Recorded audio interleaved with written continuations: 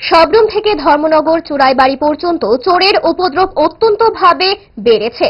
আগামী দিনে এই সমস্যা আরো বাড়বে বলে অনুমান, কারণ নেশাখোরদের সংখ্যা অতিমাত্রায় বেড়ে যাওয়ায় তাদের টাকা পয়সার স্বাভাবিক যোগান সীমিত হয়ে পড়ছে। মঙ্গলবার রাতে ধর্মনগরে জেলা শাসকের কার্যালয় সংলগ্ন অফিস টিলা এলাকার সুনীতি সাইকেল স্টোর্স এবং জলি স্টিল ইন্ডাস্ট্রিজে চুরির ঘটনা ঘটে।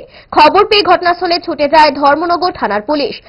ঘটনাস্থলে গিয়ে চুরি যাওয়া দুটি দোকানে সরেজমিনে তদন্ত করেন এবং জানতে পারে পাশের অপর একটি পূজা সাইকেলের দোকানে প্রবেশের চেষ্টা চালিয়েও ব্যর্থ হয় চোরের দল।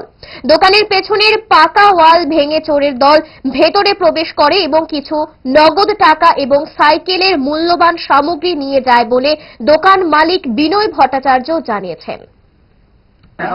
দিনের মতো তো রাত্রে দোকান লাগিয়ে গেছি, সকালে আইলাম, আইয়া দোকান খুললাম, খুললা দেখি ক্যাশের উপরে সব ভাঙ্গা, ক্যাশ ড্রয়ার ভাঙ্গা, খাতা উঠা এলোমেলো করা, পিছিয়ে দিয়ে গিয়ে দেখি উপরের সিঁড়ির রুমের দরজা ওয়াল ভাঙ্গা ঢুকছে চোরি দিকে, এই আর কি। তারপরে তো থানার খবর দিলাম। পুলিশকে আইছিল? হ্যাঁ আইছিল। কি নিছে মোটামুটি মনে করেন? ক্যাশ মোটামুটি 8-10 হাজার টাকা আসলো খুচরা, বাংলা আনছিলাম কালকে এটি। আর তো কিতা অত জিনিসের মধ্যে কিছু নিল তো কইতে পারতাম না। মোটামুটি কটা নাগাদ চুরি হয়েছে মোটামুটি? তো বুঝতাম পারছি না, দোকান তো লাগিয়ে গেছে 10:30টার সময় রাত্রে।